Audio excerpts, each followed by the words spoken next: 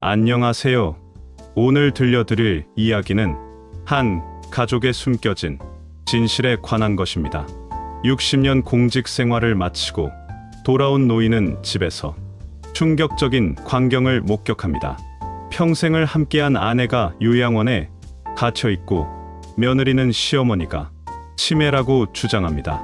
하지만 그 뒤에는 상상도 못할 거짓과 욕심이 숨어 있었습니다. 과연 이 노인은 어떻게 진실을 밝혀내고 가족을 되찾을 수 있을까요? 이야기 시작 전에 구독과 좋아요를 눌러주시면 감사하겠습니다. 그럼 시작하겠습니다. 박도현, 78배의 노인은 창밖을 내다보았습니다. 기차는 고향으로 향하고 있었습니다. 60년간 몸담았던 공직에서 완전히 손을 뗀 지 일주일째였습니다. 그는 평생 나라를 위해 일했고 이제 남은 시간은 아내와 함께 보내고 싶었습니다. 아내 윤희숙은 올해 75이었습니다. 젊은 시절부터 남편을 뒷바라지하며 집안을 지켜온 여인이었습니다. 도현은 아내에게 빚진 마음이 컸습니다.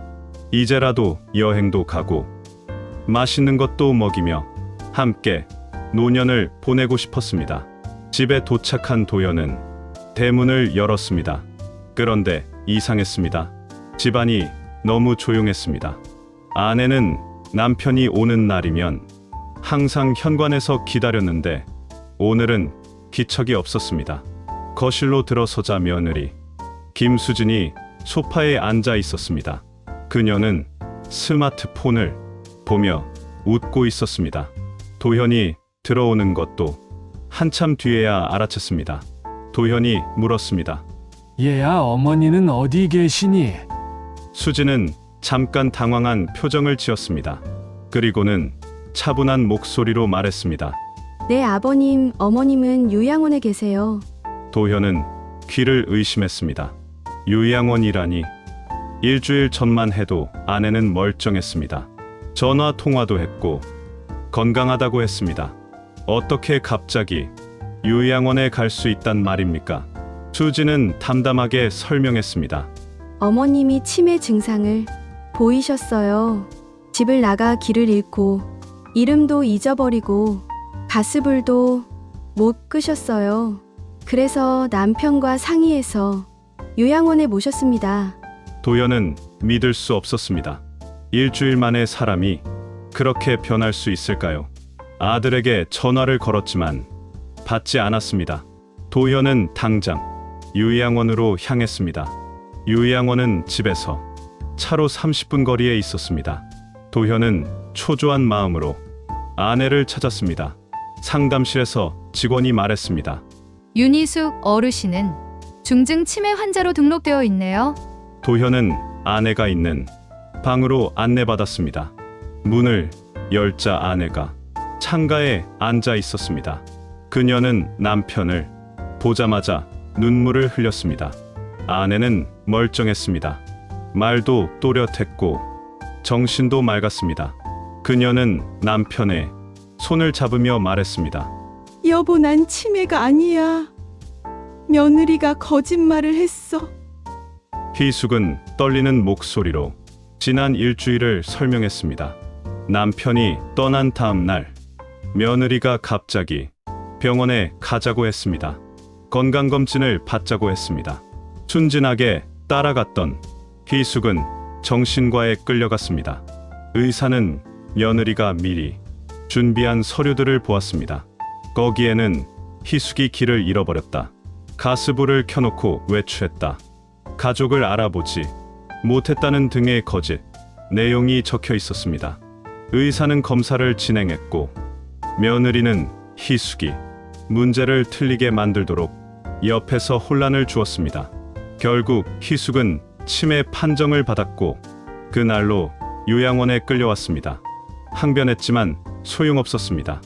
며느리는 모든 것을 계획했고 아들은 아내 편을 들었습니다. 도현은 분노가 치밀었습니다. 하지만 그는 오랜 공직 생활로 단련된 사람이었습니다. 감정을 억누르고 냉정하게 생각했습니다. 며느리가 왜 이런 짓을 했는지, 무엇을 노리는지 알아내야 했습니다. 도현은 아내를 집으로 데려오려 했습니다. 하지만 유양원 측은 보호자 동의가 필요하다고 했습니다. 보호자는 며느리 김수진으로 등록되어 있었습니다. 도현이 남편이라고 해도 서류상 보호자가 아니면 퇴소가 불가능했습니다. 도현은 집으로 돌아와 며느리와 대면했습니다. 수진은 여전히 태연했습니다. 그녀는 말했습니다. 어머님은 치매가 맞으세요. 전문가의 판단이니 받아들이세요, 아버님. 도현은 물었습니다. 왜 자신에게 알리지 않았냐고. 수진은 대답했습니다. 아버님은 바쁘신 분이니 신경 쓰이게 하고 싶지 않았다고 했습니다. 그날 밤 도현은 아들 박민수를 기다렸습니다. 민수는 밤늦게 귀가했습니다. 아버지가 거실에 앉아 있는 것을 보고 놀랐습니다. 도현은 아들에게 물었습니다. 넌 어머니를 요양원에 보낸 것을 알고 있었니? 민수는 고개를 끄덕였습니다. 그리고 변명했습니다.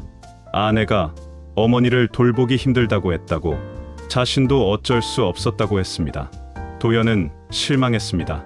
아들은 더 이상 자신의 아들이 아니었습니다. 돈과 편안함 앞에서 어머니를 버린 것입니다. 그날부터 도현은 조사를 시작했습니다. 며느리의 행적을 추적했습니다. 그리고 놀라운 사실을 발견했습니다. 수지는 남편 몰래 집 명의를 자신 앞으로 옮기려 했습니다. 시어머니가 치매라는 진단서를 이용하면 법적으로 재산 관리가 가능했습니다. 그리고 시아버지까지 설득하거나 무력화시킨다면 이 집은 고스란히 수진의 것이 되는 것이었습니다. 도현은 모든 것을 깨달았습니다. 며느리는 재산을 노린 것이었습니다. 이 집은 서울 강남에 위치한 단독주택이었고 시세는 30억이 넘었습니다. 도현은 냉정하게 계획을 세웠습니다. 그는 60년간 공직에서 쌓은 지혜와 인맥이 있었습니다. 법률, 의료, 행정 모든 분야의 전문가들이 있었습니다. 먼저 변호사를 만났습니다. 오랜 친구이자 법조계의 거물이었습니다. 변호사는 서류를 검토하고 말했습니다. 치매 진단 과정에 명백한 문제가 있는 것 같아. 진단 의사와 며느리 사이에 금전 거래가 있었을 가능성이 아주 높아 보여. 다음으로 정신과 전문의를 만났습니다. 그는 아내를 직접 진찰했습니다. 여러 검사를 진행한 결과 희숙에게는 치매 증상이 전혀 없었습니다. 인지 능력, 기억력, 판단력 모두 정상이었습니다. 도현은 증거를 모았습니다. 잘못된 진단서, 며느리의 재산 이전 시도, 요양원 강제 입소 등 모든 것을 문서화했습니다. 그리고 마지막으로 탐정을 고용했습니다. 탐정은 며느리의 행적을 추적했습니다. 그리고 충격적인 사실을 발견했습니다. 수지는 다른 남자와 만나고 있었습니다. 고급 호텔에서 만나고 여행도 함께 다녔습니다. 아들 민수가 출장을 가면 그 남자와 집에서 만났습니다. 도현은 분노했지만 참았습니다. 복수는 차갑게 완벽하게 해야 했습니다. 도현은 먼저 아내를 요양원에서 꺼냈습니다. 새로운 진단서와 변호사의 법적 조치로 요양원 측을 압박했습니다. 요양원은 결국 퇴소를 승인했습니다. 기숙이 집으로 돌아오자 며느리는 당황했습니다. 하지만 도현은 아무 말도 하지 않았습니다. 태연하게 일상을 보냈습니다. 며느리는 안심했습니다. 시아버지가 항복한 것으로 생각했습니다.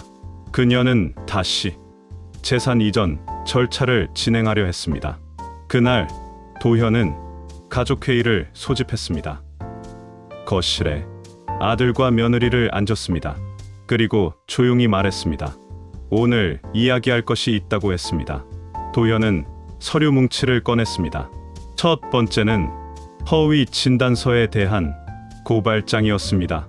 진단 의사는 며느리에게 돈을 받고 거짓 진단을 내렸습니다. 이는 명백한 범죄였습니다. 두 번째는 재산 절취 미수에 대한 증거였습니다. 며느리가 시어머니 명의의 재산을 빼돌리려 한 시도들이 모두 기록되어 있었습니다. 세 번째는 탐정 보고서였습니다. 며느리의 불륜 사실이 사진과 함께 상세히 담겨 있었습니다. 수진의 얼굴이 새하얗게 변했습니다. 민수는 아무 말도 하지 못했습니다. 도현은 차분하게 말했습니다. 너희에게 두 가지 선택지가 있다. 하나는 이 모든 증거를 경찰에 제출하고 법정에서 만나는 것. 며느리는 사기, 재산 절취, 미수, 허위 진단 교사 등의 혐의로 처벌받을 것이야. 민수 너 역시 공범으로 조사받을 것이고, 다른 하나는 조용히 이혼하고 이 집에서 나가. 위자료와 재산 분할은 없어. 그저 떠나면 된다. 며느리는 울면서 빌었습니다. 하지만 도현은 흔들리지 않았습니다. 다음 날 며느리는 짐을 쌌습니다. 아들 민수도 함께 나갔습니다. 도현은 그들을 말리지 않았습니다. 집은 다시 조용해졌습니다. 도현과 희숙 두 노인만 남았습니다. 희숙은 남편에게 고마워했습니다. 도현은 아내의 손을 잡았습니다. 두 사람은 함께 산책을 나갔습니다.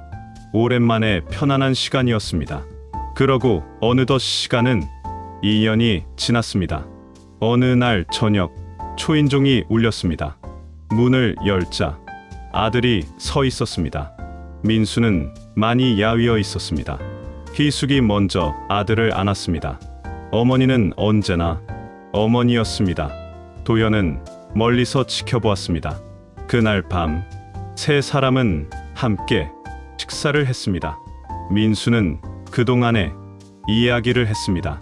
이혼 후 혼자 살면서 많은 것을 깨달았다고 했습니다. 돈보다 중요한 것이 무엇인지 알았다고 했습니다. 도현은 조용히 듣기만 했습니다. 그리고 마지막에 한마디 했습니다.